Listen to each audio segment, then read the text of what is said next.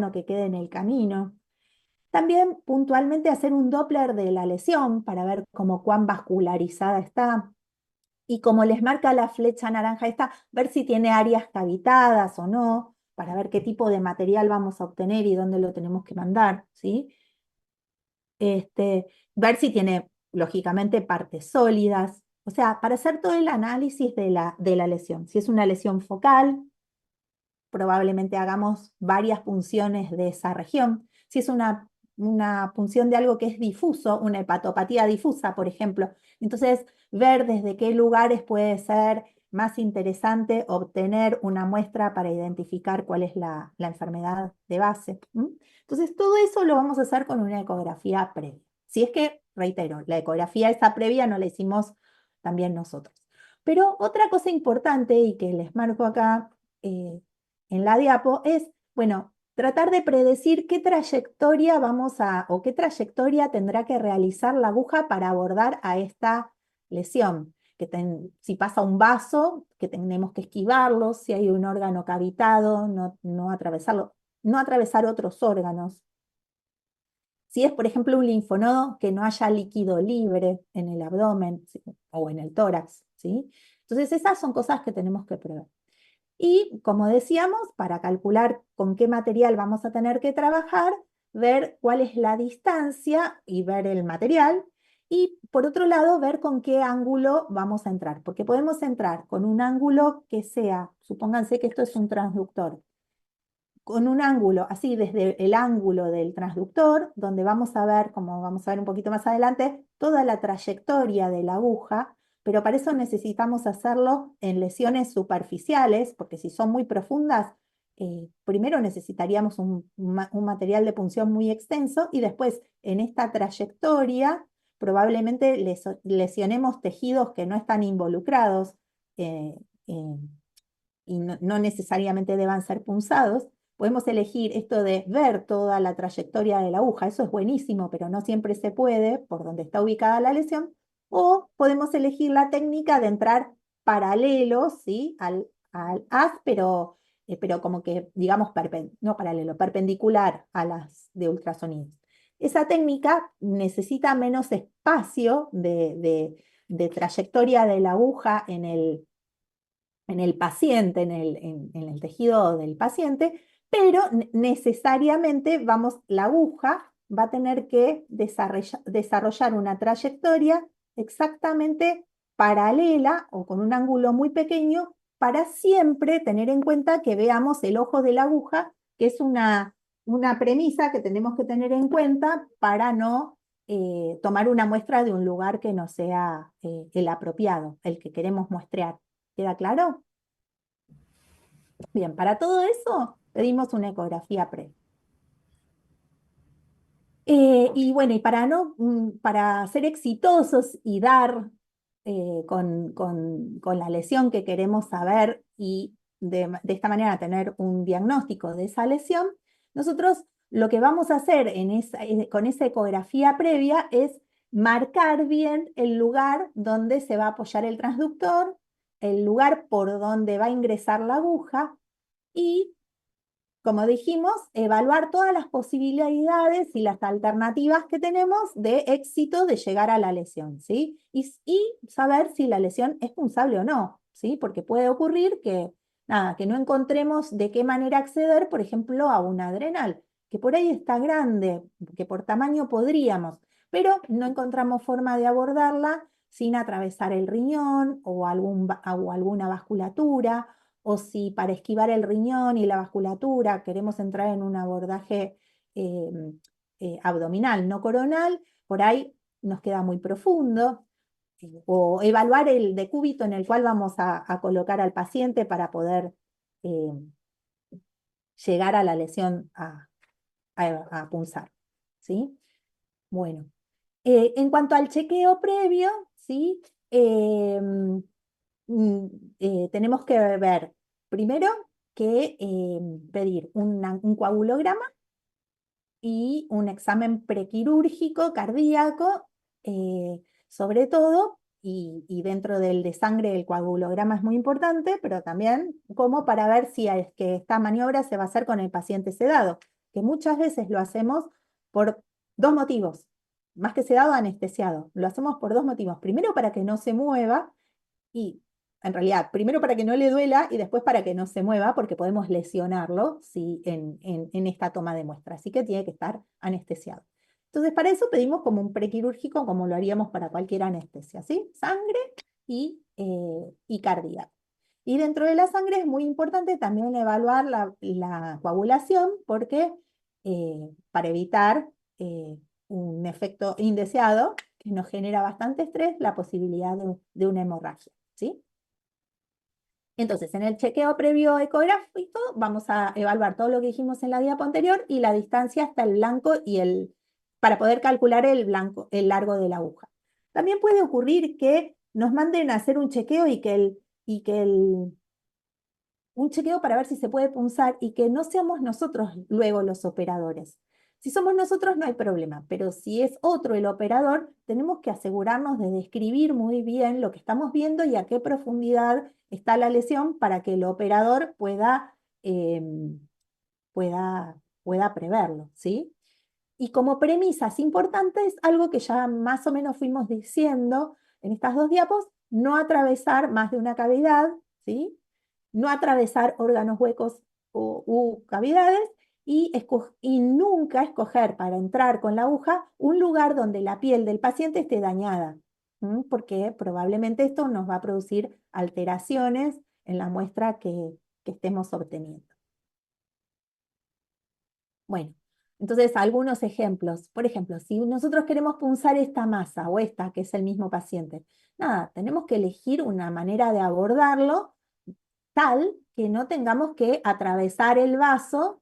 Está bien, la distancia más corta para llegar a esta lesión probablemente sea desde un corte coronal, caudal a la última costilla, pero esta masa, esta lesión que queremos punzar, nos queda por debajo del vaso. O sea, tenemos que tener en cuenta que en ese abordaje, por más que es poco profundo, fíjense, hasta acá tenemos 2 centímetros, no podemos punzarla desde ahí. Tenemos que cambiar el decúbito o el lugar desde donde la vamos a abordar. O, por ejemplo, fíjense en este caso, en esta adrenal, tenemos el riñón. Entonces no vamos a poder abordarlo, miren, 2 centímetros de profundidad, con una aguja normal, con una aguja de las que utilizamos frecuentemente podemos llegar al adrenal, pero no, porque tenemos que atravesar el riñón. Tenemos que buscarle la vuelta para no atravesar el riñón. Y lo mismo, en este caso con esta arteria renal, ¿sí? Entonces, siempre hay que buscarle la vuelta, incluso puede no haber vuelta y no se puede punzar. Bueno, en cuanto seguimos con la técnica general, tenemos que elegir el tipo de aguja y el tipo de técnica, ¿sí? De agujas vamos a hablar ahora, de técnica hay tres básicamente. Una que es a ciegas, que es punzar sin guía ecográfica. Otra que es, las dos últimas son con guía ecográfica, una a manos libres, ¿sí? Que es la que utilizamos generalmente, ¿sí? Ecoguiando y con una mano vamos a sostener el transductor y con la otra vamos a manejar el material de punción.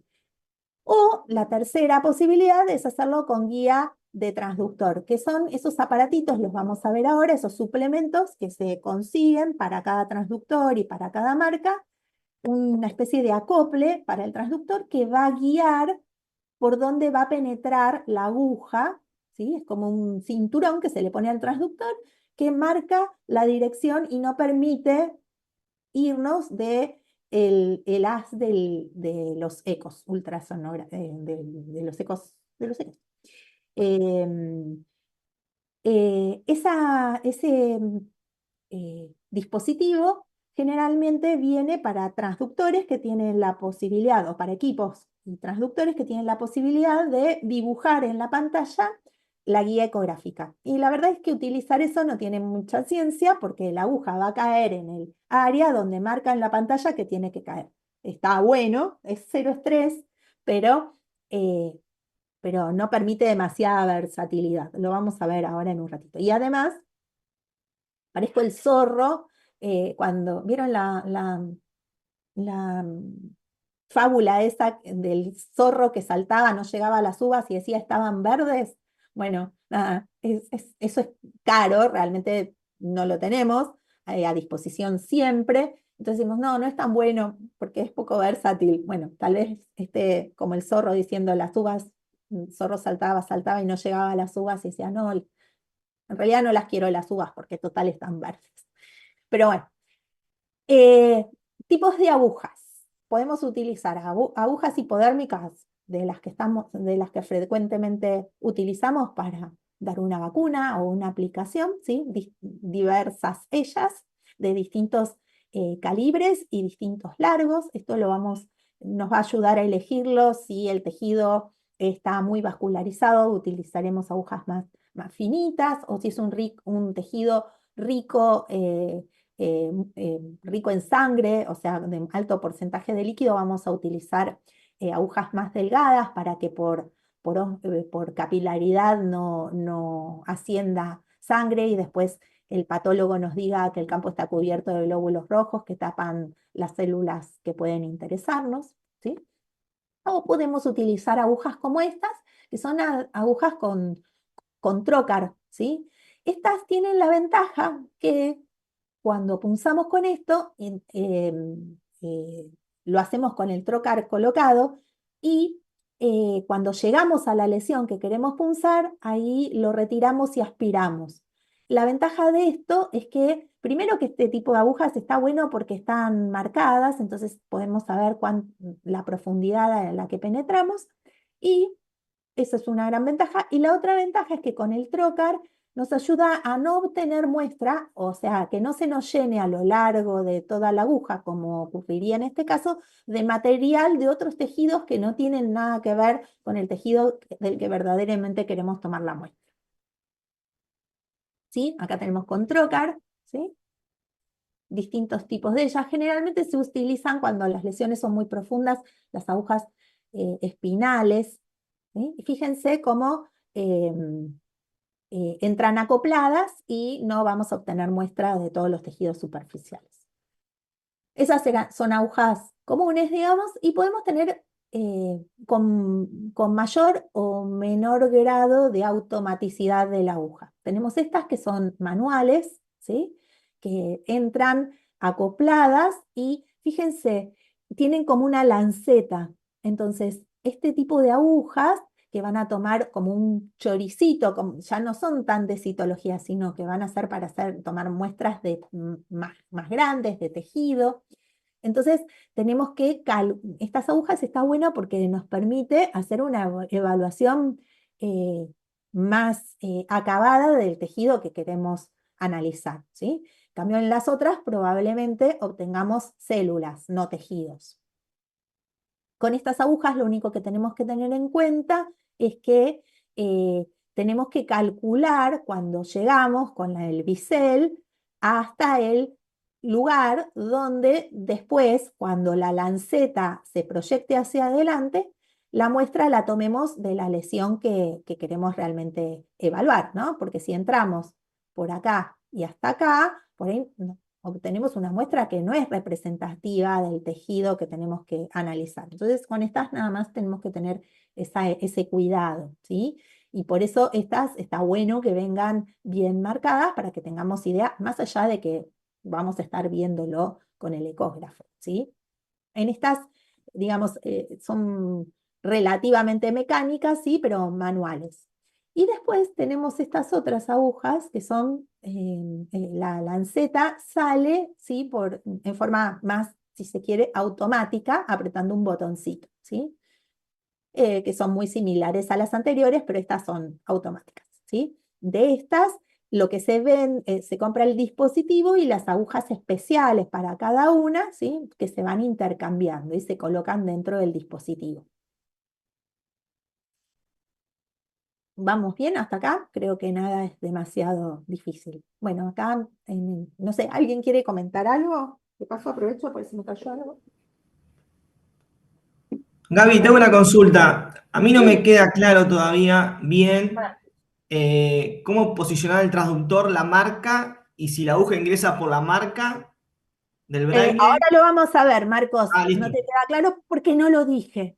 Ah, bueno, por eso, gracias. Ahora te los voy a mostrar. O sea, por el momento solo dije que si esto es la superficie de un transductor lineal, podemos utilizar transductores lineales o microconvexos. Podemos entrar desde el canto del transductor, así, donde en esto la aguja se va a mover a lo largo de el ancho que tienen los haces de ultrasonidos y la vamos a ver en todo su trayecto. Esa es una manera. Y la otra manera es que la aguja, o sea, una es entrar así, no sé si ven ahí, y no se va a perder nunca el trayecto de la aguja, eso está buenísimo, pero necesitamos que la lesión, que por ahí es pequeña, si le entramos así, eh, ver que no estemos lesionando algún tejido, no siempre tenemos esta posibilidad. Si no tenemos esta posibilidad, lo que hacemos es entrar desde el medio de nuestro transductor, pero tenemos que ver que la inclinación que le imprimamos a la aguja no sea tal que la punta de la aguja quede fuera del rango de la imagen que se forma con el transductor. Tenemos que entrar bastante paralelos para nunca perder el ojito de la aguja, ¿de acuerdo? Pero ahora lo vamos a volver a ver. Bueno, y la preparación, ¿sí? Podemos utilizar desde estos adhesivos, no sé si los vieron alguna vez, que son geniales, paños de campo o lo que corresponda, ¿sí? eh, Al margen, pero creo que queda claro. Esto se maneja con la asepsia de un procedimiento quirúrgico, porque no deja de ser un procedimiento quirúrgico, ¿no? La tricotomía, las tres limpiezas alternadas del campo, colocar paños si es necesario, o se pueden utilizar estos paños adhesivos, ¿de acuerdo? El transductor no lo bañamos en óxido de etileno, pero lo limpiamos bien, ¿sí? en- eh, que no tenga los pelos del paciente anterior de la paciente anterior a la que por ahí le estuvimos viendo la posibilidad de una piómetri. Esto se hace en el marco de una anestesia y si es posible de un quirófano. Bien. Doc, perdón, no entendí la finalidad de ese parche. O sea, es como evitar que se contamine la piel Claro, con el... este parche, Ale, este parche es estéril, se vende Ah, estéril, ¿sí? Y se adhiere y está buenísimo porque, bueno, podría ser como el paño de campo de tela que estamos acostumbrados a utilizar, pero estos parches nos permiten ser más prácticos, ¿sí? El campo por ahí es pequeñito, entonces no necesitamos un paño de campo que cubra todo el paciente. ¿Queda claro? sí, sí, gracias. Y fíjense, esta imagen me encanta porque en esta aguja, ven que obtenemos como un choricito, ya no es una citología, un extendido el que la muestra que obtenemos, sino que lo que obtenemos es una muestra de este tipo, ¿sí? ¿La ven? Digamos que la posibilidad de hacer un diagnóstico apropiado es mayor con una toma de muestra de una porción de tejido que con una citología. ¿Tá? ¿Y esa porcioncita de muestra cómo se envía? ¿Sobre un portaobjeto o se No, pone en no, formol? esto van y se manda con formol, por ejemplo, en un tubito de ensayo con un poco de formol.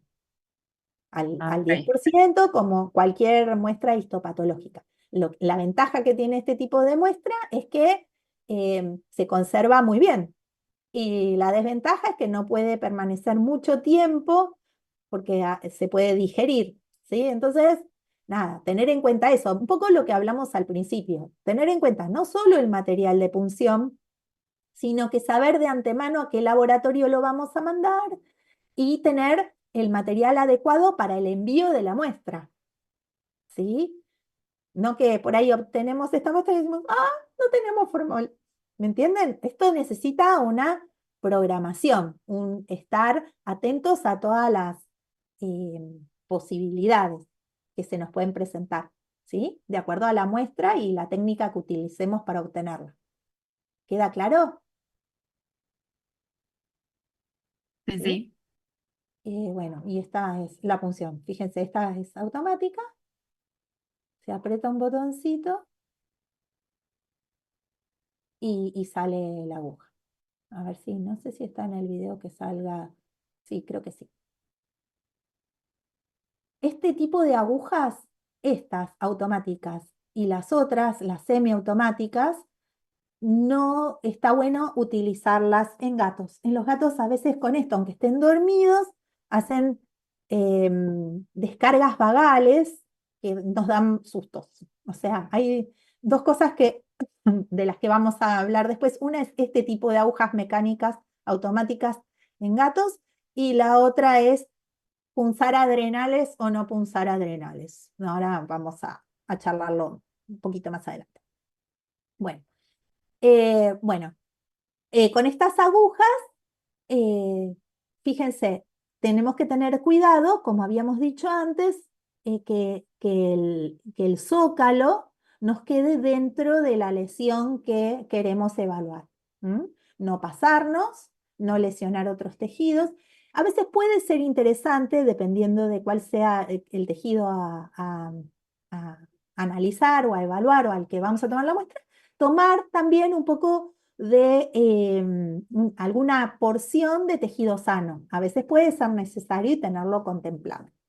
Y otra cosa importante es, si sospechamos que la lesión es neoplásica, muchas veces pasa que en el centro, las lesiones neoplásicas, sobre todo las más grandotas, en el centro están como necróticas. Las células ya van a estar, no van a darnos muchos datos. Entonces, a veces es necesario tomar de una lesión nodular, no solo del centro de la lesión, sino de la periferia, donde por ahí tengamos, ojo, mayor vascularización, pero también es donde vamos a tener las células más activas y entonces por ahí sean más ilustrativas del tipo de neoplasia a la que estamos enfrentados, ¿sí? Eso es importante también tenerlo en cuenta. Bueno, entrando con agujas automáticas. Perdón, Gaby, te hago una consulta de Sí, recién lo que explicaste. Ahí sí, tomarías Mica. entonces por ahí dos muestras del centro y de la periferia, pero si tenés que elegir, preferís de la periferia. Sí, ¿No? la verdad es que sí, sí tengo que elegir una de la periferia, porque la del centro probablemente las células estén necróticas y muchas veces esas áreas de necrosis son más líquidas también. Mm. Entonces, fijarte qué tipo de material es al que estás enfrentándote, qué tipo de lesión podría llegar a ser y pensar a ver de dónde puedes tener la mejor muestra. Porque Mm. armar todo esto, y lo voy a decir así en vulgar, pero armar todo el circo de la punción a veces es bastante importante. Hay que combinar con la gente, que el paciente esté, que tenga todas las preparaciones necesarias, el anestesista, todo. A veces si la hacemos con un patólogo, también el patólogo. Tenemos que coincidir en muchas cosas importantes para que después la muestra nos sirva. Es como, es muy frustrante, pero hay que tenerlo en cuenta. Gracias. ¿Sí? Eh, bueno, toma de muestras con este tipo de agujas. Fíjense, creo que en este videíto de acá, acá ya se hizo la punción y miren, ¿qué es esto blanquito, esto hiperecogénico que se ve ahí? La punción se hizo en los dos videos anteriores. ¿Esto qué es? ¿Será un sangrado que va quedando? No es un sangrado, podría serlo. Si fuera un sangrado, lo vamos a ver más bien hipoecogénico, pero sí tiene que ver con la trayectoria de la aguja, ¿sí? Con la aguja entra aire y queda este tipo de... Fíjense, cuando las agujas son gruesas, como en el caso de esas que estábamos hablando recién, queda una cierta lesión del tejido, ¿sí? Fíjense acá el trayecto. Y fíjense, también acá, en esta parte ecogénica de la lesión, la punzamos, o sea, punzamos periferia, ¿sí? Con una parte periférica y una parte central. Y fíjense, la parte central, después de la punción, miren cómo quedó. Es Gohan Glucero, es el mismo paciente, ¿sí? Hecho unos minutitos después, fíjense la hora, ¿sí? Unos minutitos después, nada, esto era I-45, esto era I-52. 7 minutos después teníamos este sangradito local, ¿sí? Esto me lleva a recordar algo que les tengo que decir. Siempre que hacemos una punción tenemos que tomarnos el tiempo, después de haberla hecho, de unos minutos de control de la lesión ecográfica, a ver si no hay un sangrado, y tenemos que permitirle al paciente que se vaya recién cuando el anestesista nos da el ok de que está fuera de peligro por la maniobra de haberlo anestesiado, ¿sí? Si tenemos alguna duda, ese paciente tiene que quedar un tiempito en observación. Bien. Bueno, ayudante sí, ayudante no. A algunos les gusta punzar, les gusta ecoguiar y que otro punce, a otros no, les gusta hacerlo en forma solos, ¿sí? Pero bueno, hay que elegir cómo estamos con más cancheros y con más práctica. Y si lo vamos a hacer en equipo, tenemos que llevarnos bien con el equipo, más allá de que tenemos que llevarnos bien, sí, y tenemos que explicarles nosotros un poco al que va a punzar, en qué caso va a dejar, que siempre lo más importante es ver a dónde llegamos con el ojo de la aguja y que no la tenemos que perder en cuenta y cómo tiene o con qué ángulo, si no lo vamos a hacer con guía ecográfica, así con el aparatito, digamos, tenemos que explicarle en qué caso, si hace qué movimiento, el ojo de la aguja se nos va a perder. Más allá de que nosotros podemos irlo buscando. A veces nosotros movemos el transductor para buscar el ojo de la aguja, ¿sí? Bien. Ojo, acá les puse lo del largo de la aguja, si es muy larga por una lesión que es superficial, a veces las agujas tienen un poco de flexibilidad, entonces una aguja muy larga hace todo esto del pivoteo y puede como que cambiar la dirección de la puntita de la aguja. Entonces no tiene que ser ni corto porque no llegamos, obviamente, ni muy largo para evitar esto del pivoteo. Y bueno, saber, esto ya lo habíamos dicho, si la muestra es sólida o líquida para elegir el material de punción. Esto ya lo dijimos también, vamos rapidito. Material de conservación, si va a ser en formol, si va a ser en algún medio de cultivo, llegado el caso, si va a ser en tubitos o si va a ser en portaobjetos que tendremos que identificar adecuadamente. Entonces, tenerlo en cuenta, qué muestra vamos a obtener, con qué material la vamos a remitir al laboratorio. Bueno, esto ya lo hablamos, preparación del campo, es un acto quirúrgico. Las técnicas ya las nombramos, a ciegas, manos libres, con guía del transductor.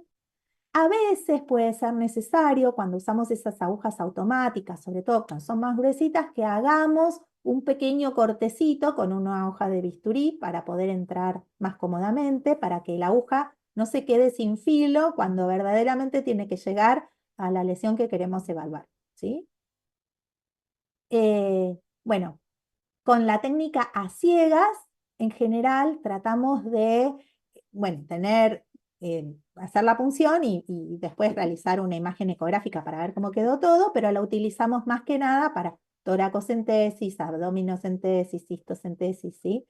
Y tenemos que tener claro a cuánta profundidad llegamos al tejido que queremos, o a la cavidad que queremos vaciar. Y que cuando la vamos a vaciar, en caso de que sea una cavidad, salvo en el caso de la cistocentesis, pero si vamos a hacer una toracocentesis o una abdominocentesis, tratemos también de que al paciente también le aportemos no solo el beneficio de hacer el diagnóstico, sino también el confort que le da vaciarlo. Entonces tratemos de ver a ver si en esa misma maniobra no tenemos los colectores necesarios que hagan presión negativa para poder vaciarlo, ¿sí? Bueno, acá vamos con la técnica a manos libres, ¿sí? Como les decía, podemos entrar desde el ángulo del transductor o desde el medio siguiendo la puntita o el bisel de la aguja, ¿sí? Utilicemos la mano más hábil, en mi caso la derecha, para hacer la punción y la mano izquierda, la menos hábil, para mantener fijo el transductor. Esto es como muy obvio.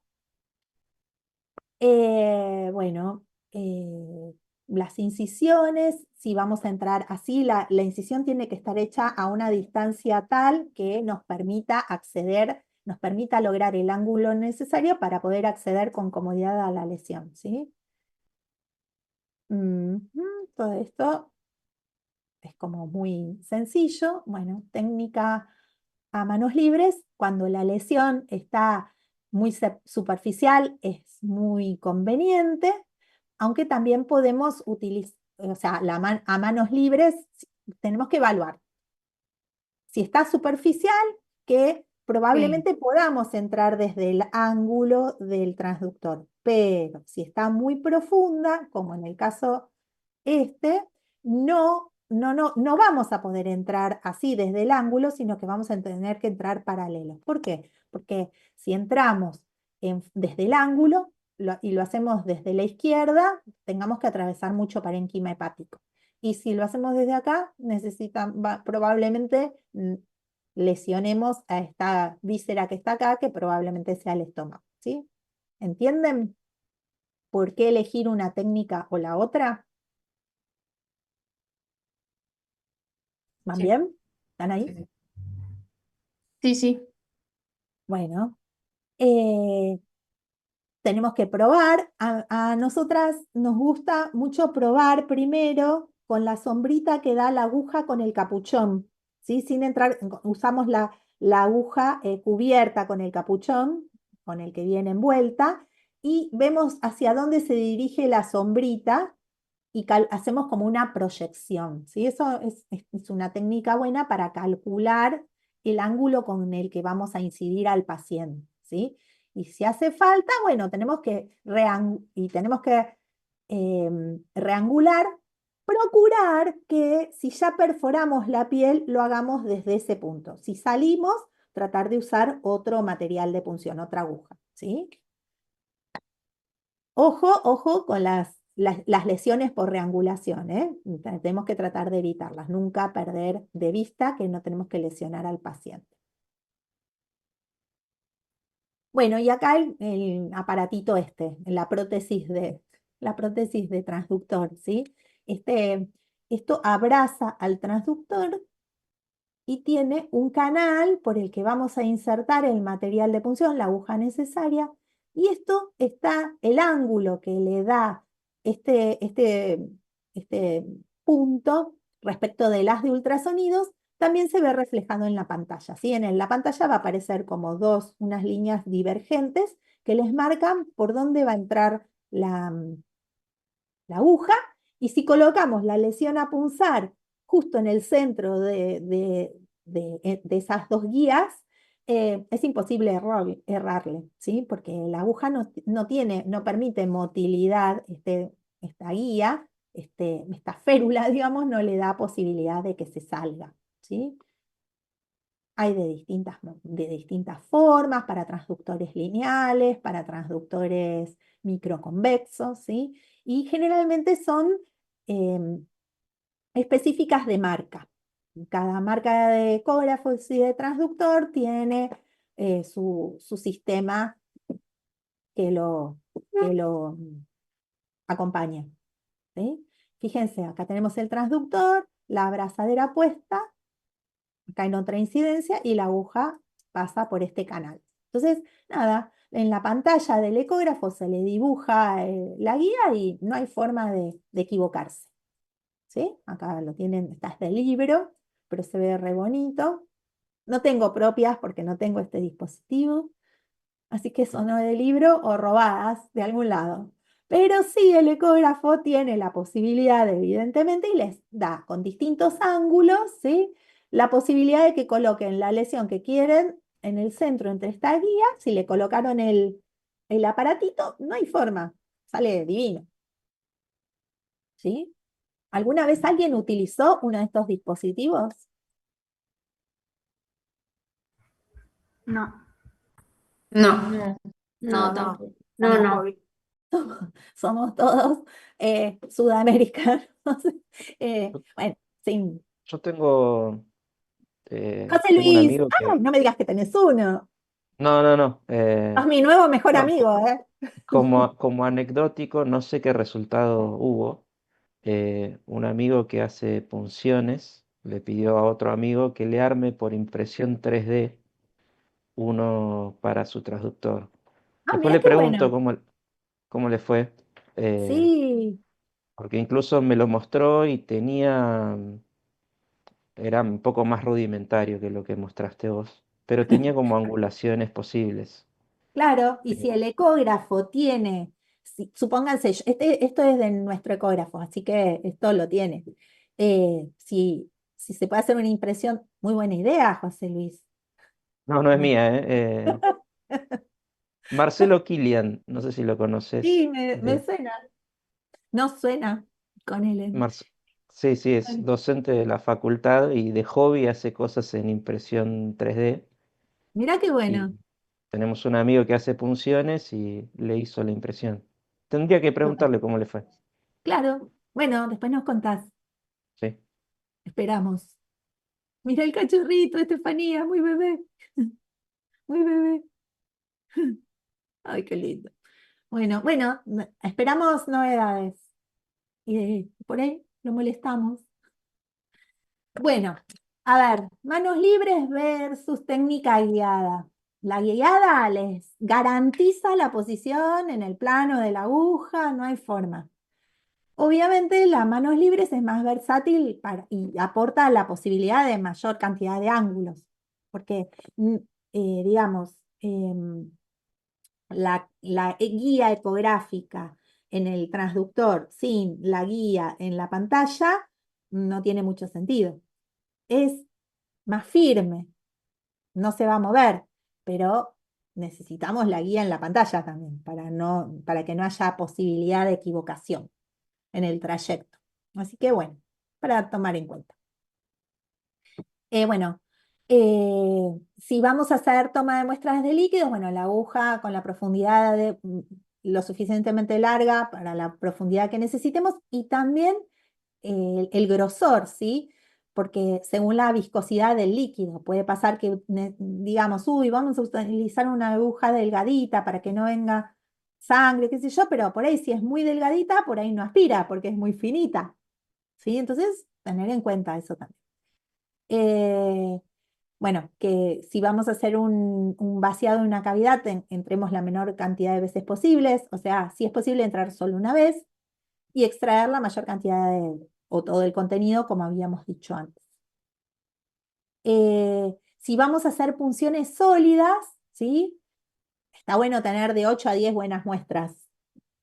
Si son difusas, mayor cantidad de muestras de mayor cantidad de lugares diferentes, ¿sí? Vamos a como dijimos, si vamos a evaluar una posible enfermedad metabólica, más muestras de un hígado. Y si son focales, bueno, el muestreo de varios de los nódulos, si son varios nódulos, ¿sí? Como decíamos, evitar solo tomar muestras del centro y siempre hay que incluir la periferia de la lesión y si es posible y necesario, las regiones sanas, porque a veces está bueno para decir, uy, sí, estamos en el hígado, obtener una muestra de hígado y saber que hay hepatocitos, ¿sí? Pero bueno, nada, si tenemos alguna duda acerca de en qué órgano estamos, si estamos punzando una lesión focal, una sola en el hígado, sabemos que estamos en el hígado, es ridículo lesionar al paciente en búsqueda de una lesión sana, de un área sana del hígado. Bueno, a los sólidos con agujas finas, ¿sí? Conviene utilizar estas agujas que se llaman de chiva, que son las que tienen el trocar, como habíamos dicho, ¿sí? Porque estas agujas de chiva nos permite solo obtener la muestra del lugar donde está la lesión nodular y no la muestra de todo el trayecto a lo largo del cual se introdujo la aguja, ¿sí? Hay que avanzar siempre con el mandril puesto. Colocar la punta en contacto con la estructura o en la región a muestrear y hay que recién aspirar o hacer presión negativa cuando estamos dentro del lugar y en ese lugar sacamos el mandril y aspiramos, ¿sí? Bien. Bueno, y acá viene un poco la respuesta no me acuerdo quién era, de los chicos que me preguntó, no estoy muy seguro acerca de cómo es la posición de la aguja respecto de la lesión. Alguien me había preguntado. Sí, yo, Marcos. Marquitos. Bueno, miren, esperen que corro esto que me molesta. Ahí está. Supónganse que tenemos que punzar esta lesión y que nos queda así en el ángulo ecográfico, ¿sí? Lógicamente, si entramos con menor ángulo, menor va a ser la trayectoria, ¿sí? Y mejor porque vamos a ver todo desde el ángulo, si entramos desde el ángulo del transductor, mejor entrar cerquita, no así alejado, porque de esta manera nos aseguramos que vemos todo el trayecto de la aguja. Si entramos así, si acá había un vaso, nos lo llevamos puesto, o si había un órgano que no quisiéramos lesionar, nos lo llevamos puesto porque toda esta parte para nosotros es ciega, ¿sí? Lógicamente que si entramos perpendicular, cuanto más perpendicularmente entremos a los haces de ultrasonidos, la aguja se va a ver mejor, pero todo esto nos va a quedar ciego. O sea, perfecto no hay nada. ¿Me entienden lo que les quiero decir? Si uno entra perpendicular a los haces de ultrasonido, y sí, la aguja se va a ver súper, pero nos vamos a perder qué es lo que pasa por acá. No, sí, no. Y la verdad es que prefiero no verla tan bien, pero tener la seguridad de que no estoy haciendo algo a ciegas y que voy a lesionar algo que no quiero lesionar. Entonces, muchas veces no nos queda otra que entrar desde el centro del transductor y solo limitarnos a seguir la puntita de la aguja, ¿sí? Entonces, si entramos desde el ángulo, que generalmente tenemos que tratar de entrar desde el ángulo donde nos queda la marca, de manera que siempre lo veamos de acá, ¿sí? Está bien, vamos a ver toda la trayectoria, pero por ahí la lesión es muy chiquita acá, incluso acá hay tejido sano o hay un vaso, ¿sí? Aunque lo veamos, no acá que no lo veríamos, pero acá lo estaríamos viendo, pero tendríamos que atravesarlo. Siempre el trayecto más corto es entrar por el centro del transductor, que sería esto que está acá, ¿sí? ¿Queda clara la idea ahora, Marcos? Sí, sí, gracias. No, por nada. Bueno, más de lo mismo, ¿sí? A ver, entrar por el centro de este transductor me encantaba porque venía hasta la flechita. Entonces, si punzaba con alguien, le decía, entra donde, vos tenés que entrar donde te pongo la flechita. Igual, nada, decirle donde me pongo la flechita o decirle entrar por el centro es más o menos lo mismo. Pero bueno, este tenía la marquita. Y ya les digo, si entramos así, nosotros estaríamos entrando y fíjense, el haz de ultrasonidos tiene un ancho que es un poquito más angosto. ¿Alguna vez pensaron el ancho del haz de ultrasonidos que están emitiendo? ¿Cuál es el ancho? Bueno, depende del material piezoeléctrico y de cada transductor. Eso está en algún lado del manual de sus ecógrafos, ¿sí? Pero como mucho es el ancho de la gomita del transductor, de la parte de goma del transductor, ¿me entienden? ¿Una vez alguien pensó cuál es el ancho de la rebanada que cortan con el transductor? Nosotros tenemos que tratar de que la aguja nos entre en el ancho de esa rebanada de tejido. ¿Queda claro? Como si fuera una rebanada de pan lactal. Entonces tenemos que pensar que el haz de ultrasonidos tiene ese espesor, ¿sí? Bien. Pero si entramos así por la mitad, bueno, tener en cuenta que la aguja no puede moverse mucho más allá del ancho que estimamos que tenga el espesor de haces de ultrasonidos que produce nuestro transductor, ¿sí? Es fundamental saber dónde está la muestra, la punta de la aguja, porque es de ahí de donde vamos a tomar la muestra. Si no vemos la punta, y no, vamos a estar tomando una muestra ciegas, no nos va a servir, ¿sí? A veces puede pasar que no vemos bien la aguja, estábamos punzando esta vejiga, estaba, calculo que entrando por ahí, y ver el movimiento del tejido periférico nos puede ayudar a orientar hacia dónde tenemos que buscar la puntita de la aguja. Pero siempre que podamos, está bueno verlo, ¿sí? Este es un dibujito. ¿No ven un gato acá? Bien. Mantener siempre la aguja en el mismo plano respecto de los ultrasonidos, ¿sí? Para ver la punta. Esto es como nuestra regla de oro, por eso está en rojo, para que lo tengamos siempre muy presente. Bueno, y acá posibles complicaciones. Las complicaciones tenemos que tratar de evitarlas y las evitamos en gran medida en tanto y en cuanto hayamos planificado la situación, con la eco previa, con los análisis previos, para la posibilidad de cometer algún error si se produce una hemorragia, ¿sí? Tenemos que tenerlo en cuenta. Y las complicaciones que pueden aparecer justamente son hemorragias, peritonitis, por no seguir las reglas de un acto quirúrgico como corresponde, En el caso de punzar tórax, acá esto es muy importante, tener en cuenta que nosotros si vamos a punzar algo en el tórax, solo podremos punzar lesiones que estén en contacto con la pleura, si no, no la podemos punzar si están en el pulmón, tienen que estar en contacto con la pleura, porque donde coloquemos la aguja y la lesión no está en contacto, tenemos la posibilidad de producir un neumotórax. Entonces, la lesión tiene que tener, no importa si es enorme abajo, pero si es muy chiquitita la superficie que contacta de la lesión con la pleura, bueno, tenemos que tener mucho cuidado. ¿Es claro esto? Porque si es enorme, probablemente no le erremos con darle a la lesión, pero sí probablemente le erremos a la pequeña superficie de la lesión que contacta con la pleura. Y si le erramos, podemos producir un neumotórax. Otra cosa que tenemos que tener en cuenta es tratar de hacer el trayecto más corto porque es mínimo, la verdad, nunca vi que pasara, pero podemos hacer una siembra de células del tumor, del lugar donde punzamos. Bueno, el shock del paciente, tener cuidado, ojo, como les digo, no usar agujas automáticas o semiautomáticas en gatos porque a veces hacen shocks vagales y sacarlos a veces se les complica a los anestesistas. Y ojo con la punción de adrenales con la posible crisis hipertensiva que ocurre, no si es un adenoma, no si es un adenocarcinoma, pero sí si es un feocromocitoma. Entonces, si la clínica del paciente y el tipo de lesión les hace pensar en un feocromocitoma, ojo con las funciones de adrenales, por más que estén enormes y sean re fáciles de punzar.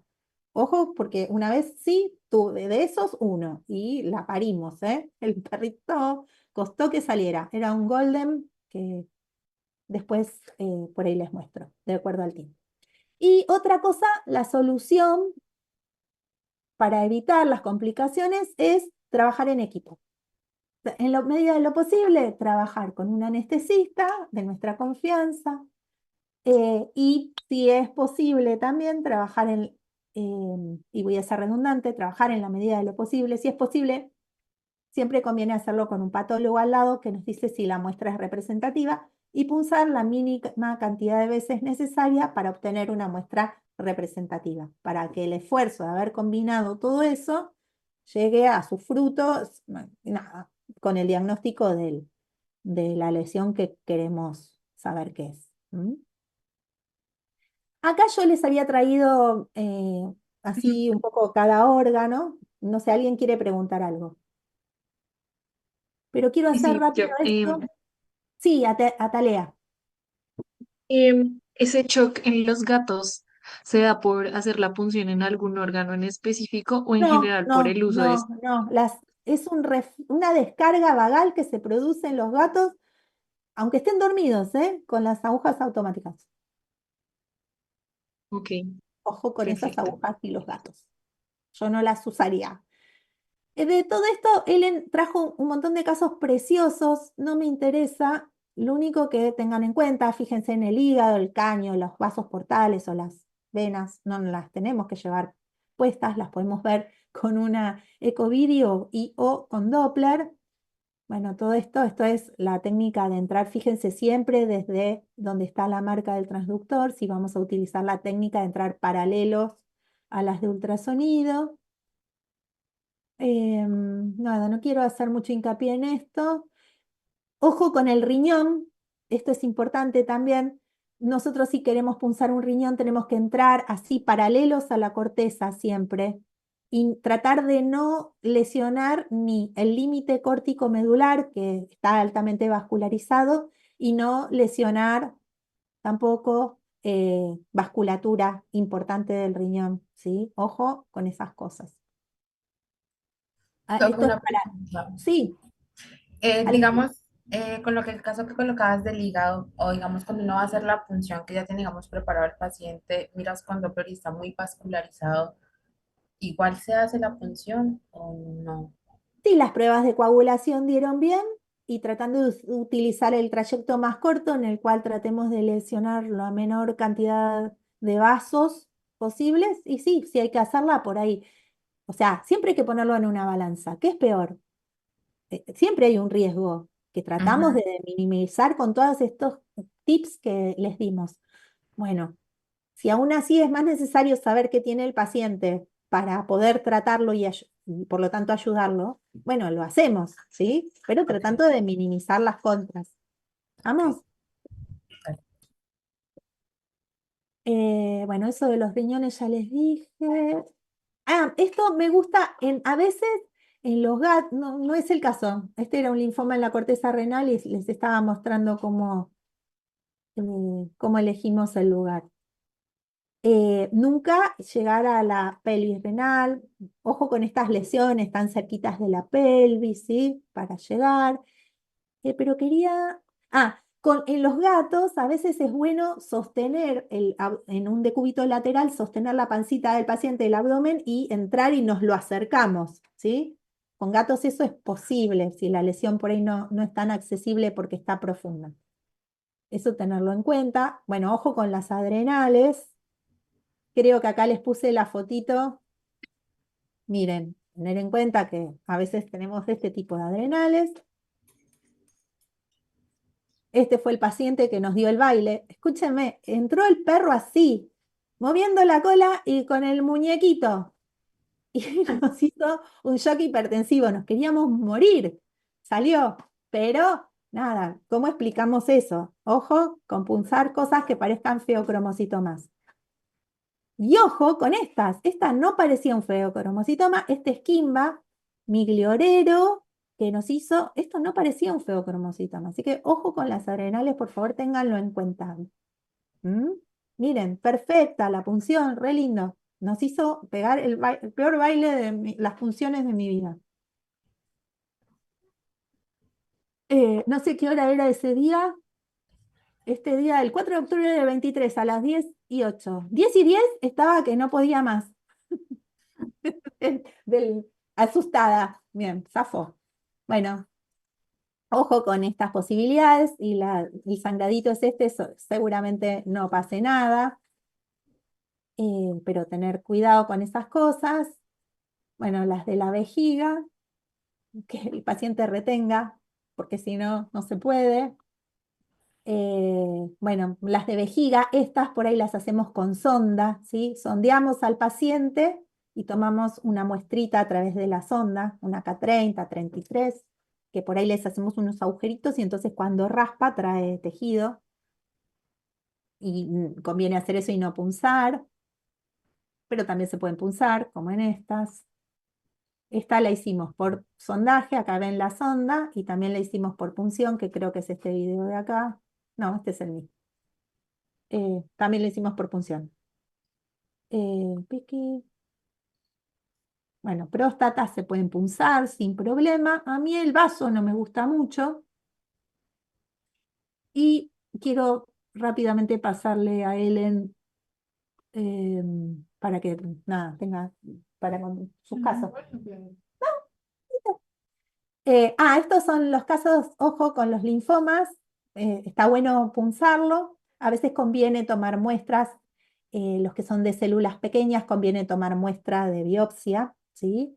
Podemos tomar muestra del linfonodo, pero a veces conviene hacer una biopsia, no por endoscopía, sino una biopsia para tener todas las capitas de intestino, porque estos son los que generan dudas en los gatitos.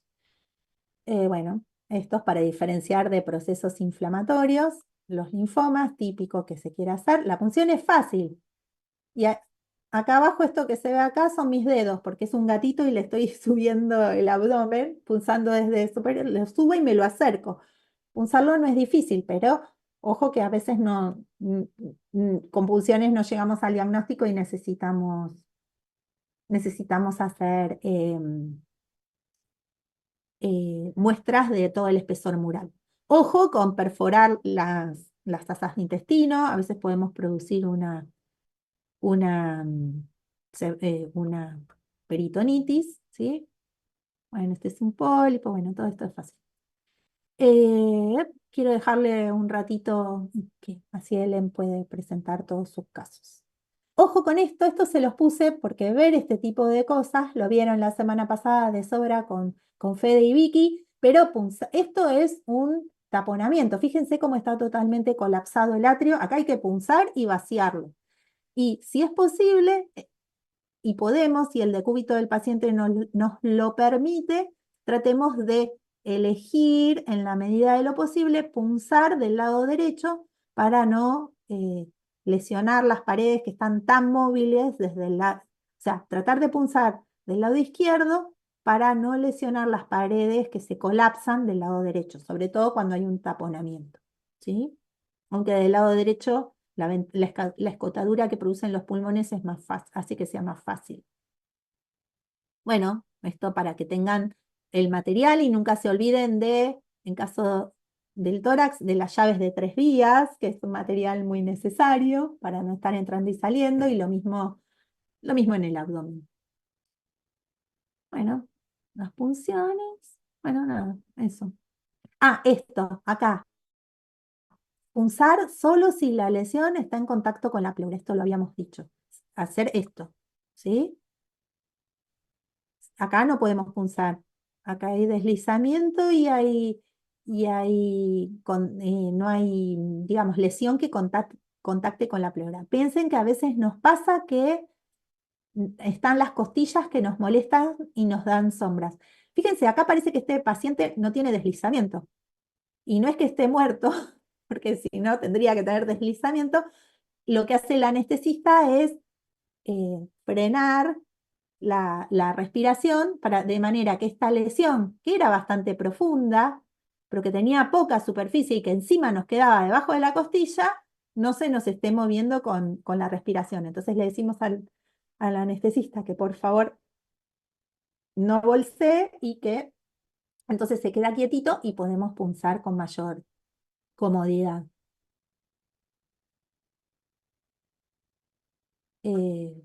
Bueno, haz de lo mismo.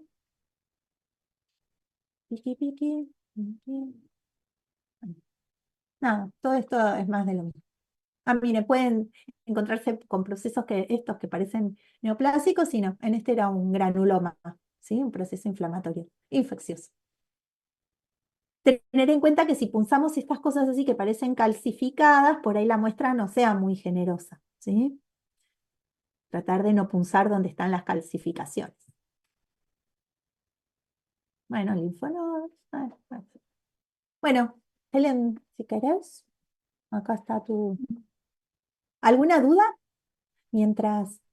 Sí, yo tengo otra duda. Para, digamos, el manejo de quistes para prostáticos, ¿es recomendable drenar o ahí es mejor una laparotomía? O sea, ¿se puede por ecoguiado? Se puede, y en esas, a ver, no es un procedimiento que yo haga mucho porque no hago tratamiento, lo que yo hago es más bien diagnóstico, no es más bien, es diagnóstico. Se puede hacer y tratar de elegir esos quistes que quedan dentro del parénquima de la próstata, esos quistes de paredes muy delgaditas o cuando son paraprostáticos. Esos a mí me dan un poco más de miedo que los que están dentro del parénquima prostático, que siempre el parénquima va a contener cualquier posible filtración que pueda acontecer a raíz de la maniobra. ¿Me entienden? Ok, ok. Pero sí se pueden hacer. Se lo preguntan a la doctora Molina y se la pasa haciendo de esas cosas. Es una genia. No es lo que a mí más me gusta hacer, como punzar vasos. Odio punzar el vaso, porque me parece un órgano súper friable. Si puedo evitarlo, no lo hago. Dejo de presentar y estoy poniendo la presentación de Helen. Esperen que Cuando está... punzás vaso usás agujas finas siempre, me Sí, imagino. agujas finas, sí. Y como se Vaso es llama, muy tentador complicación. porque está re superficial, es fácil acceder, es extenso, generalmente. ¿Ves, Ellen? Es una cuestión de gustos. Acá Ellen está diciendo, ella punza y nunca le pasó nada. Y sí, ¿Queda sangrando un poco el vaso cuando punzás o no? no siempre, de las que he hecho, que las hago medio a regañadientes, 25 casos funciones 20-25. lo hago a regañadientes, pero lo hago, no siempre termina sangrando, ¿eh? También tengo mayor estadística de hígado, me han quedado sangrando más hígados que vasos, pero porque a los vasos no los quiero punzar. Pero bueno, es una tara propia. Cuenten acá qué no les gustaría punzar, a ver. Compartir pantalla. A mí el otro día quisieron que punzara un tórax con una masa en la base cardíaca, pero la verdad que estaba muy difícil de Bueno, acceder. ahí Y los eso de grandes hacerle, vasos, la aorta, el tronco claro. encefálico, te la Y ese es encargo. el tema con esto que dijiste vos de tener una ecografía previa, porque en realidad lo que ellos tenían era una radiología, y yo le expliqué a la gente que primero tenían que Claro, no evaluar es lo mismo. ecográficamente para ver No, si llegaba. eso nos tenemos que poner firmes. Y es muy importante ponerse firme y no acceder a hacer cosas que no nos permitan sentirnos seguros. Bueno, no sé, me parece. No sé. Ah, no, siempre. Sí. ¿Con este pasás? Ahí. Ahí estoy alta. Te bajo si querés Sí, o querés estoy la alta. silla. Sí. Sí, a mí porque me gusta alta, pero Mm. ¿para qué? Te bajo de la silla. Ah, no. Déjala, déjala. Pero pará, así y sentate. Te va a dar impresión, ¿eh? Ahí me voy para allá. Sí, es muy alta la otra. Ahí está, Bueno, ahí está. bueno, en realidad es una recopilación de casos que hemos hecho con Gaby de pacientes de las dos, que lo hicimos para el año pasado y como, bueno, les gustó y todo eso, y este año decidimos volverlo a poner, ¿no? El primer caso, que sea participativo, que sea así como todos. Ping pong, ida y vuelta. Sí, es un perro que punzó Gaby, un schnauzer que fíjense que estaba con hematuria y cuando hicieron la ecografía, miren la próstata. ¿Qué les parece esa próstata? ¿Les gusta esa próstata? No, está Tiene focos heterogéneo. hiperecogénicos. Claro. Focos hiperecogénicos. Bueno, no estaba tan chiquita, miren, 4,20 por 3,83. O sea, vieron que en general las próstatas tumorales son próstatas. ¿Castrado? Sí, estaba Perdón. castrado, sí, y no estaba tan chica para hacer una schnauzer, ¿no? Pero miren la imagen de la izquierda del linfonodo, ¿sí? Ven que el linfonodo está como con una estructura muy parecida, tenía también focos de mineralización, miren el linfonodo aquí, ¿sí? Tenía varios linfonodos. Bueno, entonces se punzó el linfonodo y se punzó la próstata. Y miren lo que dio. Bueno, acá estos son videitos, ahí está la punción. ¿Mm? Este es otro de los linfonodos, ¿sí? Y fíjense, bueno, acá es con el lineal, ¿eh? Lo que pasa es que el lineal con apertura trapezoidal, ¿sí? Pero esto lo hacemos, si llegamos, hacemos con el lineal, intentamos hacer con el lineal. ¿Cómo pasó esto? A ver, ¿qué se queda aquí? ¿Querés pasarla de Ahí está. Y nos dio un carcinoma urotelial metastásico al linfonodo ilíaco. O sea, era una neoplasia prostática y con metástasis en el linfonodo ilíaco que tenía prácticamente la misma apariencia que la próstata. ¿Sí? Amamos cuando vienen estos para hacer cuellos. Gaby justo le tocó uno ayer, está contentísima. Y fíjense lo que era. Yo le hice la placa, este perro venía con una dificultad respiratoria terrible. Fíjense que la orofaringe estaba colapsada, el paladar blando desplazado hacia la nasofaringe, estaba estenosada la luz de la nasofaringe. Miren lo que era la laringe, no se podía distinguir ningún cartílago. Ahí estaba el basiloides, que más o menos se distinguía, y la tráquea hipoplásica. O sea, un combo divino para comprarte un bulldog. Y fíjense, esta es la lengua, ¿sí?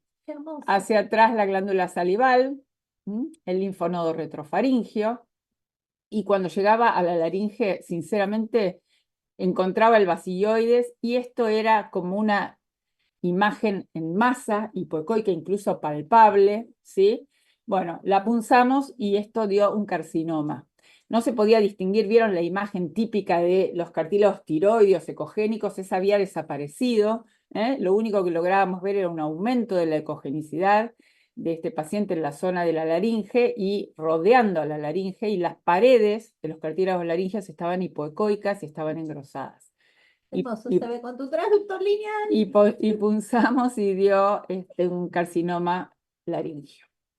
Y este es otro paciente que el motivo de consulta, esta fue paciente mía porque tenía antes un tumor de vaso y le hicieron la esplenectomía y viene a la clínica donde yo trabajo diciendo que el perro se había quedado afónico.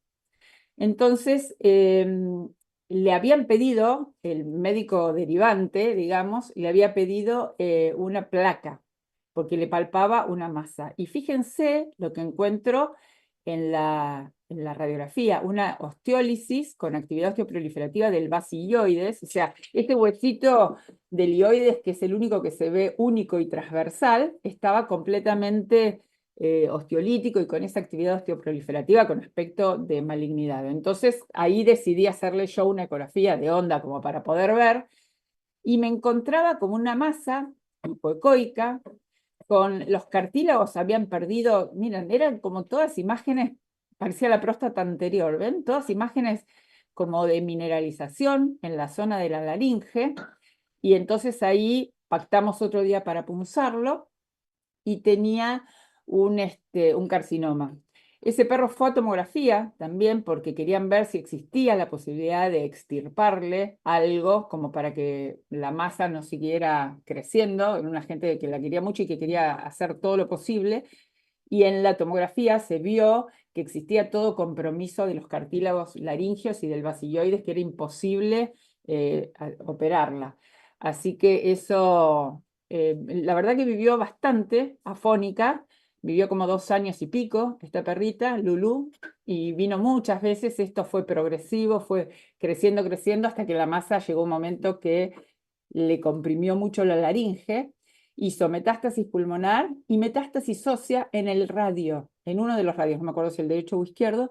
Le hizo una imagen que nunca la llegamos a punzar, ya la señora no quiso que la puncemos, y durante 2 años la vimos muy, muy seguido, un caso súper interesante, pero comenzó con un carcinoma laringio. Si tienen dudas me interrumpen, ¿eh? Y este es otro carcinoma laringio que vimos ahí en betoncología. Fíjense la masa, el gato también, el gato hacía, parecía que quería vocalizar y no podía, ¿sí? Y bueno, punzamos esta imagen que era en el área de proyección de la laringe. Ven que se ven hipoecoicos, que se deja de ver la interlínea del cartílago tiroides. Básicamente este es un transversal, ¿sí? Y este es un longitudinal de la misma imagen. Lo punzamos muy sencillo porque era muy flaquito y estaba muy cercano, y dio también carcinoma en un gato. Pero básicamente este es, a ver si en esta compu me... Así. Ahí tienen la masa. La abordamos desde ventral y la verdad que fue muy sencillo punzarlo, y vieron que ahí trabajamos con el patólogo in situ, lo cual eso es buenísimo porque trabajamos con el patólogo en el quirófano y eso nos da la posibilidad de decir si la muestra es representativa o no es representativa, que eso años antes no lo podíamos hacer, ¿no? Nos volvía no representativa y uno se quería matar. Esta Calu era una perrita que tenía trastornos en la deglución, tenía regurgitación. Miren cómo se ven acá, la laringe se veía bien. Pensaron, se palpaba una masa y pensaron que era de la tiroides. Entonces ahí se ve la tráquea, ahí se ve el esófago, la tiroides, ¿sí? Y bueno, ahí la tiroides en transversal. Y explorando bien el esófago, fíjense cómo se ensanchaba, ¿sí? El esófago, y había aquí una pérdida de la estructura, una masa. Esto lo cotejamos con una esofagografía, pero lo punzamos radiológicamente, ecográficamente. Y nos dio un carcinoma esofágico, rarísimo. Ahí fíjense cómo se ve la estratificación del esófago, la va perdiendo y acá ya la masa. Y esta perrita no podía tragar y tenía ese carcinoma esofágico que se eutanasió. No hicieron nada. Bueno, salimos del cuello y esta perra estaba con hematuria. Miren el polo craneal de este riñón. Estaba informado por otro ecografista previamente donde lo informaba como que era homogéneo y que no captaba señal con Doppler. Igual se decidió punzar y nos dio carcinoma. Miren cómo era la imagen, o sea, era media confusa, ¿sí? La imagen del riñón en el polo craneal, pero abordándola en transversal, se veía realmente el nódulo que deformaba la cápsula, y dio carcinoma. Este es un caso interesante, el de Toto, porque Toto tenía un mastocitoma en la patita que era literalmente como una arvejita, una lenteja, súper chiquitito. Se lo sacaron, lo mandaron a analizar y le dio mastocitoma en otra veterinaria. Llega a este lugar donde laburamos Gaby y yo, y por una masa parapeniana. Le piden una ecografía, estaba como en la zona inguinal, y yo me encuentro con estas imágenes que se las informo como linfonodos, ¿sí? No sé si esa no la hizo otro colega, porque este es un MinRay, y no, me parece que la hizo otra doctora y yo lo agarro después. Pero recolecté todo. Yo había leído una vez un trabajo sobre los mastocitomas y los ganglios centinela. Es importante siempre tener en cuenta de evaluar, cuando uno encuentra un mastocitoma, por más pequeño que sea el mastocitoma, evaluar bien los linfonodos centinelas, ¿sí? Y que es el primer lugar donde van a hacer metástasis, que acá les dejé el autor de ese trabajo. Entonces, este perro tenía las dos masas, que eran dos, parapenianas, que eran esas que les mostré recién, y cuando exploré el abdomen, en craneal de la se veía esta masa, pero no era en relación a los grandes vasos, sino que estaba en relación era paravesical, en relación a la vejiga. Y son estas imágenes heterogéneas, ¿sí? Y bueno, acá entré yo, son estas imágenes que después las controlamos. También tenía linfadenopatías ilíacas, y lo punzamos y eran una metástasis del mastocitoma. Ahí está la punción de los linfonodos, y era una metástasis del mastocitoma en los linfonodos. Por eso se los traje como para que ustedes tengan en cuenta que a veces pequeñas lesiones de mastocitomas hay que evaluar siempre los linfonodos satélites. La gente dice, le sacaron un granito de la pata de atrás y dio mastocitoma. Bueno, siempre evaluar los inguinales, superficiales, los popliteos, los linfonodos ilíacos, para ver a dónde se puede ir a parar. A eso se le da mucha importancia en el paciente oncológico.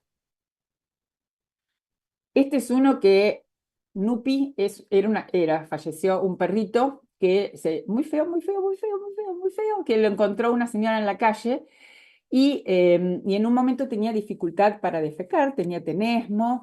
Esta imagen estaba en el área de proyección de los linfonodos ilíacos, ¿sí? La señora sabía que el perrito era monórquido, que lo habían castrado y que no habían mandado a analizar el testículo que le sacaron de adentro del abdomen, pero que era un testículo, aparentemente no era tumoral en el momento que lo sacaron, pero eso fue la tutora anterior o en el refugio donde ese perro estaba. La cuestión es que lo evalúo, él estaba castrado cuando yo lo veo por primera vez. La tutora es la secretaria de la doctora María Elena Martínez, así que la doctora María Elena Martínez pide todo así como con mucho hincapié, digamos, es muy detallista, por así decirlo, y ven que era vascularizada esa imagen, y tenía otra más hacia caudal, más redondeada, más hipoecoica, y la punzo, y cuando la puncé me dio una neoplasia, una metástasis de tumor de células de Sertoli. O sea, nunca supimos si el que le sacaron era un tumor de células de Sertoli, pero el linfonodo ilíaco que le sacaron era una metástasis de un tumor de células de Sertoli. Así que me pareció importante traerlo. Bueno, este perro, estas son imágenes de Nupi, porque hasta que se decidió, porque era un perrito muy viejito, de operarlo, la masa le creció un montón, ¿sí? Y aquí está el histopatológico. Así que me parece que es un caso que pudimos seguir y que está bueno, porque lo vi muchas veces. Fue en plena pandemia que lo hicimos, mirá, en el 2021. Este también es de él, longitudinal y transversal.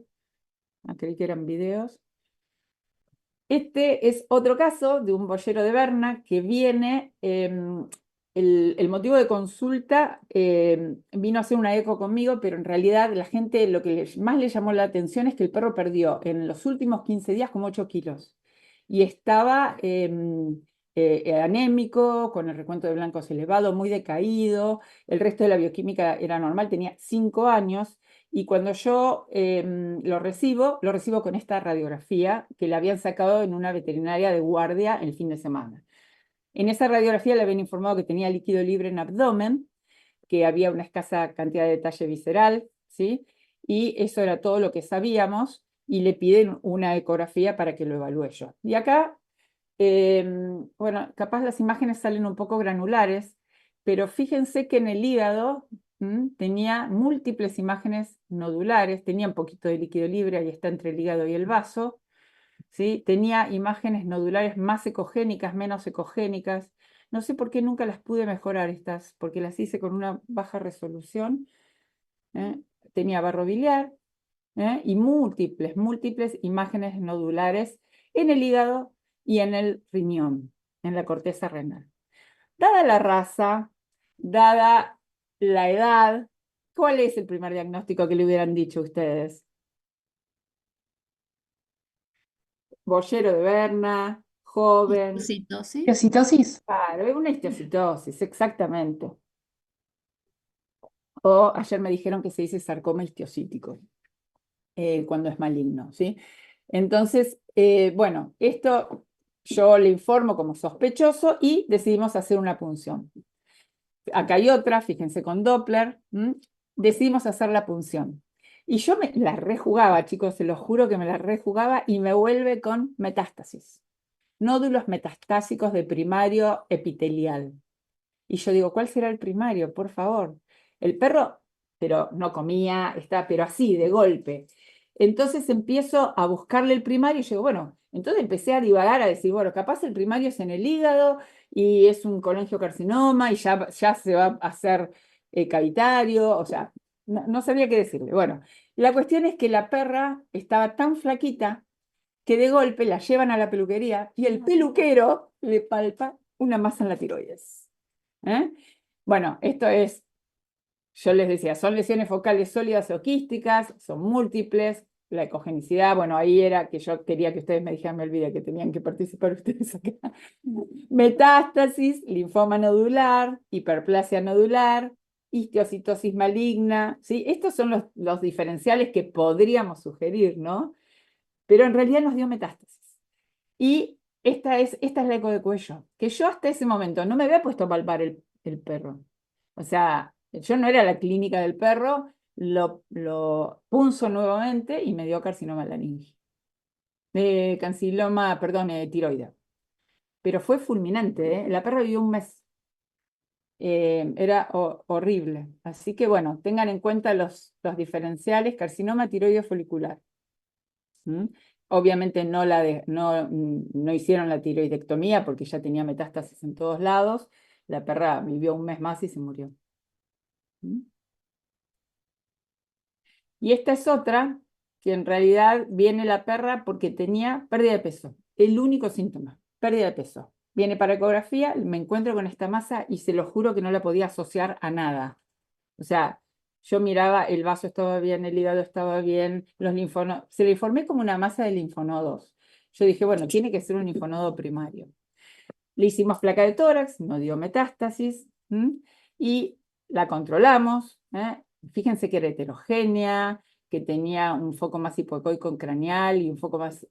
No lográbamos ver nada. Y cuando la operan, directamente va a exploratoria, sacan esa masa súper definida, exofítica del intestino, o sea, no provocaba obstrucción, no comprometía la luz, era una masa que salía desde la pared del intestino hacia afuera, ¿sí? Y cuando hicieron la histopatología dio lesión mesenquimática sarcomatosa, pensaron en un GIST o un leiomiosarcoma. Recuerden que los leiomiosarcomas son exofíticos y son súper malignos, y esta perrita hizo metástasis enseguida en hígado. Así que, bueno, estaba en el duodeno y sin embargo no provocaba ningún signo de obstrucción, simplemente decaimiento y adelgazamiento progresivo. ¿Alguna duda hasta acá? ¿Qué es Laguna? Sí. ¿Querés que cortemos acá? Sí. A la hora que vos quieras. ¿Están? Porque me parece que estoy sola con Gaby y las perras yo acá. No, no, estamos. Sí, estamos. Estamos acá. La participación. No, mucho no les estoy dando, pero ¿alguno tiene alguna duda? ¿Alguno Te hago dice, una no, mira, ¿cómo consulta. pensaste? Sí. ¿Acá no te animaste a punzarlo por alguna característica? ¿Hay algún parámetro que por lo cual no? La gente dijo, no, no, yo lo quería punzar. Y la Ah, gente de betoncología también lo quería punzar primero, pero la gente dijo, ya que lo voy a anestesiar, lo quiero anestesiar una vez y que se lo saquen. ¿Vieron esa gente? está bien, está bien, Dijo, está bueno, bien. que se lo saquen. Porque como que no parecía, parecía como un linfonodo, una cosa en el centro del abdomen que no comprometía nada y la perra no tenía ningún síntoma más que dejar de comer. Por eso no lo punzamos. Y creo que le hicieron inmunohistoquímica y se confirmó un GIST, pero enseguida hizo metástasis. Así que, bueno, pobrecita, me dio pena. Ah, miren este es interesante y bueno, los libero después de este. Este es una boxer joven, no me acuerdo si tenía 2, 3 años, Kiara, que tenía las tiroides agrandadas. Lo compartí con otro ecografista que, bueno, en realidad disentíamos con el otro ecografista porque el otro ecografista decía que era tumoral y que había que sacarle la tiroides. Y yo le decía que quería punzarlo porque me parecía raro que fuera bilateral, que si bien era vascularizado lo veía muy ordenado, veía que conservaba la morfología, y la perra aparte tenía los valores de tiroides border, o sea, no era hipotiroidea, pero estaba con la TSH levemente aumentada, la T4 disminuida, y para mí esta perra estaba haciendo una tiroiditis. Lo hablé con Fernanda Cabrera Blatter, que era paciente de ella, y yo le digo, mira, para mí no es para hacerle una tiroidectomía, porque ¿qué le vas a sacar las 2 tiroides? Después la tenés que suplementar, es un despelote, el calcio, la paratormona, etcétera. Punzémosla. La punzamos y nos dio tiroiditis. Entonces decíamos que estaba a ver si punzamos cualquier cosa, porque en ese momento cuando la puncé no tenía el patólogo, porque esta no fue en betoncología. No tenía el patólogo al lado, entonces dijeron, a mí yo veía que la aguja estaba bien y que estaba y digamos en el parénquima tiroideo. Pero fíjense cómo captaba señal con Doppler, era súper, tenía neoangiogénesis. Y para esto les puse este caso, para que tengan en cuenta que los carcinomas son súper vascularizados, pero a veces no. Y las tiroiditis no deberían ser tan vascularizadas, pero a veces sí. O sea, no nos cerremos en que los carcinomas siempre son vascularizados, porque le contaba hoy a Gaby que el otro día me tocó uno de un beagle que era una lesión quística, era un quiste, pero que sobresalía del lóbulo tiroideo. Me la jugué, le hice un Doppler y me la jugué a que era una lesión quística, y la dueña es médica y endocrinóloga encima. Entonces le sacaron la tiroides y dio carcinoma. Y es un carcinoma dependiente de la tiroglobulina, le hizo la inmunohistoquímica de la zaraza porque ella es endocrinóloga, y lo pudo tipificar con inmunohistoquímica, y hablé con Duchenne y yo le decía a Duchenne, mira que generalmente ecográficamente los carcinomas tienen un patrón de neoangiogénesis muy importante. Pues no, me dijo, no tengo dudas que es un carcinoma de alto grado. Así que fíjense, ayer cuando les preparaba esta clase les quise poner esto, el otro no lo puncé, directamente fue a la tiroidectomía. La mujer le quiso sacar la tiroides. Y lo controlé esta semana, el perro viene re bien, se quedó con la otra tiroides y viene súper bien. Después les voy a mandar la foto porque no la encontré anoche y estaba cansada, pero después la voy a buscar y les voy a mandar por el chat la foto, que van a ver que era una lesión súper quística del tumor de tiroides. Así que bueno, esto terminó siendo una tiroiditis que se trató, el perro quedó hipotiroideo, nunca volvieron las tiroides, nunca volvieron a su tamaño normal. Fíjense que acá esta es de julio del 22, todas estas donde fue el diagnóstico inicial, y esta es de 19 de enero del 23. Ven que quedaron medias globosas, medias hipoecoicas, pero no tiene la vascularización que tenía. Esto es con Power y esto es con Micro B, ¿sí? Y no tiene la vascularización que tenían anteriormente. Así que, bueno, quedó hipotiroidea, viene a control, la tratan como una hipotiroidea, ¿sí? Y es jovencita, debe tener 4 años ahora. Bueno, no sé, si quieren sigo, pero si quieren cortamos acá. Como quieran. ¿Quieren cortar acá que deben estar cansados?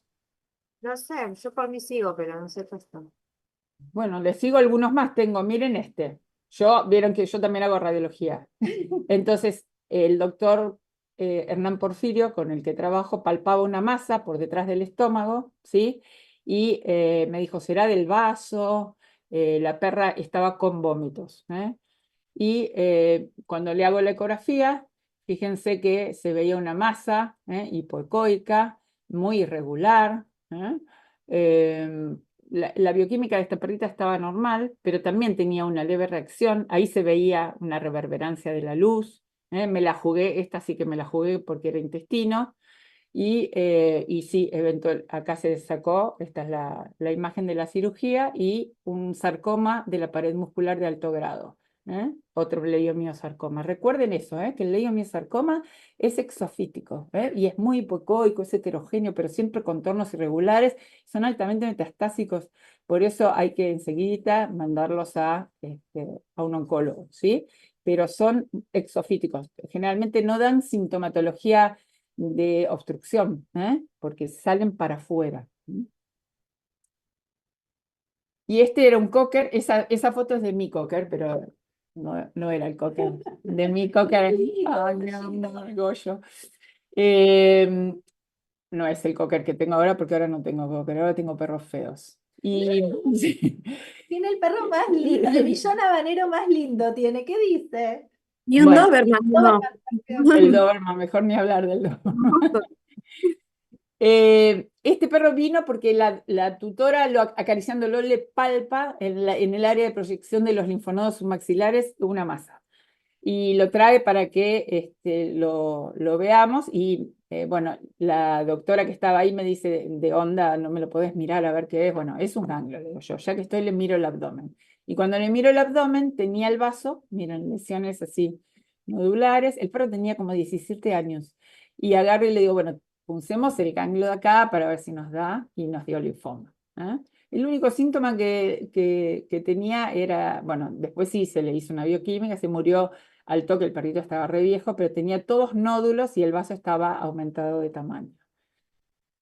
Le pulsamos el linfonodo superficial. Este es interesante, tigre carpanero, era un perro viejito también que tenía una masa en la parrilla costal, muy heterogénea. Y la punzamos y dio hemangiosarcoma cutáneo, ¿sí? Cuando en uno de los controles, porque le hice varios controles para ver si había metástasis, le encuentro un nódulo en el testículo, ¿sí? Y miren lo que era el vaso. Después de varios, este era el vaso, perdón, esta era la masa de la piel y este era el vaso. Y después hizo un hemoperitoneo, después hizo metástasis en hígado. Miren, en mayo del 23 ya tenía en el hígado y tenía en el vaso toda una reacción peritoneal y tenía líquido libre. Y estuvo como 1 año y pico con esa masa colgando en la parrilla costal desde el diagnóstico inicial, pero bueno, ellos nunca quisieron hacer nada. Así que, bueno, este era del riñón, también parecido al otro, era una masa bastante homogénea que estaba en el polo craneal del riñón, vascularizada, y tenía en el vaso un vaso muy moteadito, muy hipoecoico, y se confirmó que era un carcinoma. Y este es en otro momento el mismo paciente que no se modificaba mucho, tuvo un área de necrosis, pero seguía vascularizado, lo punzamos en un carcinoma y fue a nefrectomía. La adrenal derecha también la tenía enorme, este perrito. Yo ayer me leí la historia. Yo uso mucho esto.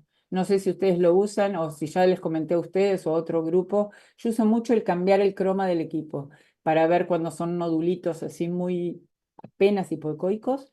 A mí me gustan en estos tonos, amarillentos, ocres, pero me acuerdo siempre de un comentario de la doctora Cibele Carvalho que ella decía, yo siempre miro los pacientes para investigar metástasis en un croma de los azules y violetas, porque he detectado muchas lesiones apenas incipientes con los diferentes cromas.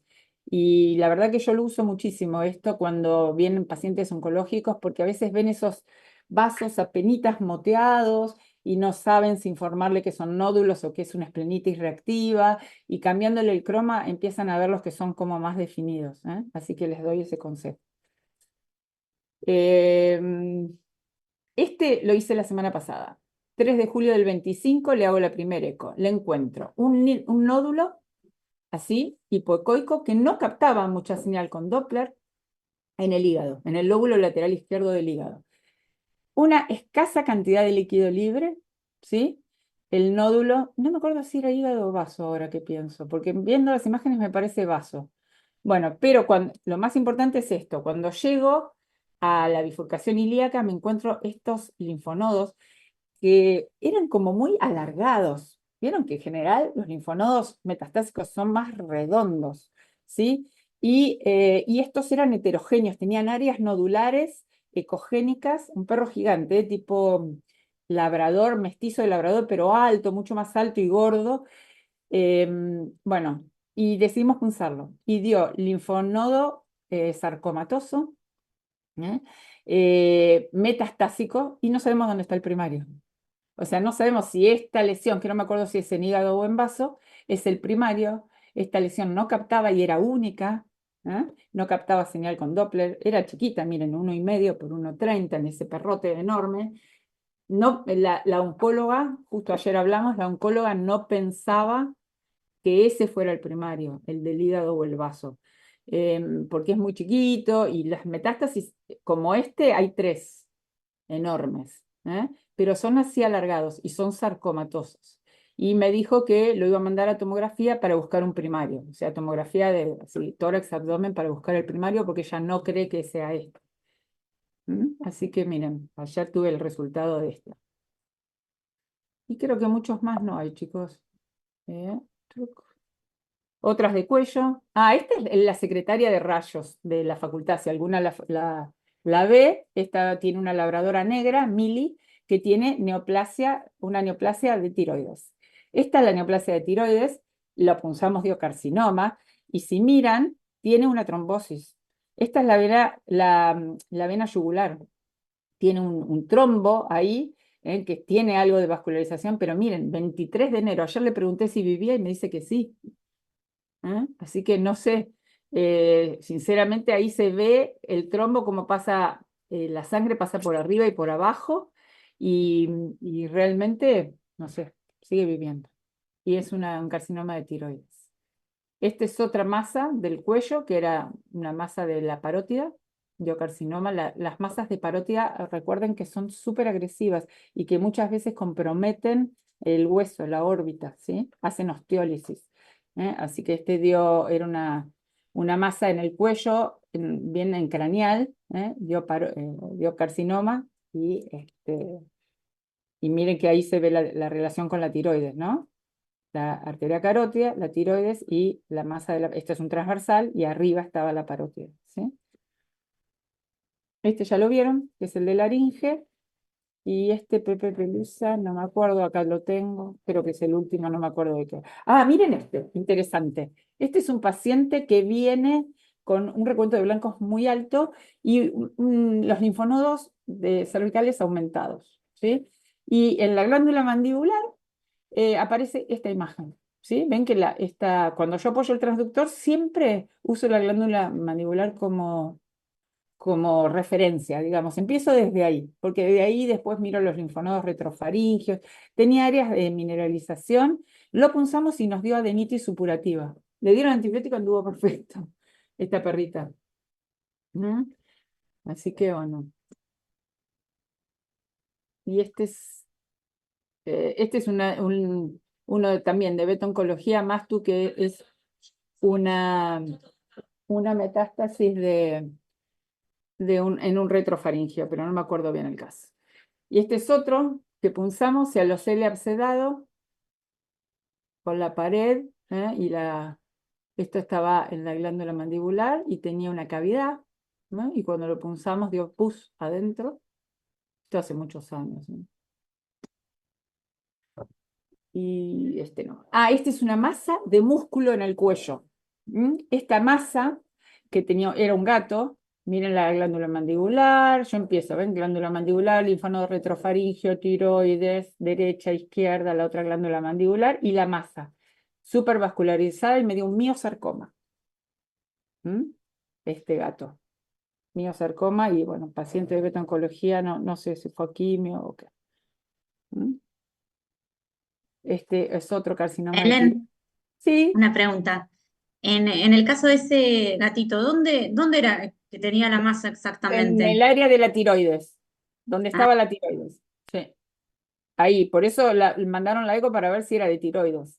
Y yo de carcinoma de tiroides en gatos, yo la verdad que nunca vi. Era una masa súper heterogénea. ok, gracias. Ah. Y este es otro carcinoma, miren los carcinomas de tiroides, qué heterogéneos que son. Y si miran la estructura de este, es bastante parecida a la estructura de este, ¿sí? Y este era un carcinoma de tiroides, y cuando le vimos el tórax ya tenía metástasis.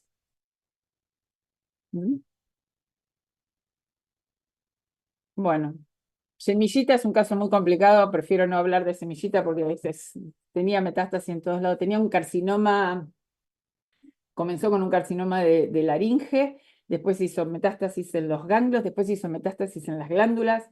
Bueno, pero es un caso que las imágenes no son tan representativas. Ahí están los informes que yo le hacía. Y bueno, creo que nada más, Gaby. Los demás, tengo más, pero no están completos, no están preparados. Así que esta es la misma semillita, que miren lo que se iba transformando cada vez más. Más grande, Pero la aparte, semillita. la glándula, comprometió la glándula mandibular, tenía los linfonodos retrofaringeos con áreas de necrosis. Matías Tellado lo presentó en un congreso internacional, este paciente. Pero bueno, habría que ordenar más la información. Así que, bueno, chiquis, listo. Sí, así. A trabajar con la tesina. Estamos para ayudarlas en los temas afines. Si quieren, el que le tocó algo de hígado, de ojo, de colangios, me contactan. Nosotras aprovechamos a hacer estas cosas cuando, como hoy, nos podemos juntar, que no es tan sencillo. Entonces, bueno, ahora queríamos hacer esto urgente, mandarles porque lo estaban pidiendo. Igual todavía falta la clase de cómo hacerla, la tesina, y la idea es ya pronto, lo antes posible, pasarles los tutores, quienes van a hacer sus guías, pero mientras tanto nos pueden preguntar a nosotras sin ningún problema. Y después empiecen a buscar. Está bueno que se larguen a buscar. Después artículos. Sí, Elizabeth les va a explicar bien cómo se Una hace. consulta. Sí. ¿Tienen algunas páginas así confiables, recomendadas? Claro, para Elizabeth les información? da. Eso les da Elizabeth en la clase, les enseña a buscar y Sí. demás. Empiecen con el Google Scholar, el académico, empiecen con PubMed, si quieren. Eso van a ver que se los va a enseñar bien ella. Pero ya para que puedan empezar solitos a buscar, empiecen con esos dos que ya van a entender un montón de información. Y no le pongan solo en español, pónganle en ¿Cómo es todo. cómo es el otro, perdón? Uno es Scholar Scholar. Google, lo escribió José Luis en el chat. Sí. ¿Y el otro? PubMed. PubMed, se sí. escribe PubMed, así. PubMed. Junto. Lo escribí separado, pero va junto. Hay muchas más, y ahí mismo les va a mandar a otros, van a ver. También, Sí, bueno, claro. el de la rusa. Está la rusa, que no me acuerdo nunca, no la sé de memoria. Acá está. Ah, El tema es que de la rusa, el Ay. último que puso José Luis, eso no debería decirlo, pero lo voy a decir porque lo sabemos todos, que es cuando ustedes se encuentran en el Scholar o en el PubMed o en cualquier otro buscador un artículo que no pueden abrir porque es pago, le copian el DOI y lo llevan al ruso, ¿sí? El DOI es esos números los largos, números. largos. Lo que era antes el ISBN.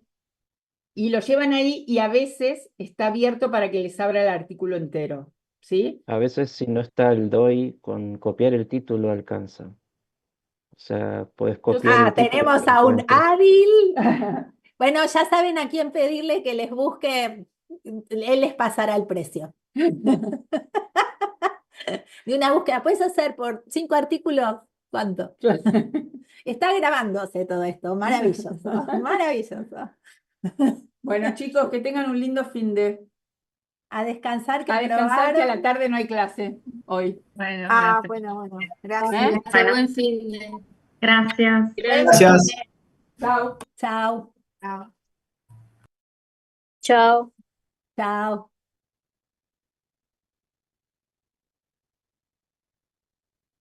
Fíjate si en esa Recording stopped. podés abrir, porque si no lo podés abrir vos en